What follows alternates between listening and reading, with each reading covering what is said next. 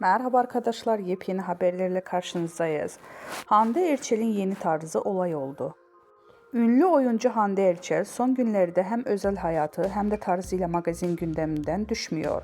Hakan Sabancı ile yaşadığı ayrılığın ardından yeniden objektiflerin karşısına çıkan Erçel, yüzü olduğu markanın düzenlediği özel davette ev sahipliği yaptı. Ancak bu kez dikkatleri üzerine çeken şey kıyafeti oldu. Hande Erçel'in daveti için tercih ettiği sade ama iddialı kombin kısa sürede sosyal medyada gündem yarattı. Takipçileri Erçel'in tarzı 2 yıl önce Serena Sarıkaya'nın giydiği kombine benzetti. Kimi kullanıcılar ilham almak normal derken kimileri tam kopyalamış ifadelerini kullandı. İki ünlünün ismi stil benzerliği magazin sayfasında da geniş yankı bulundu.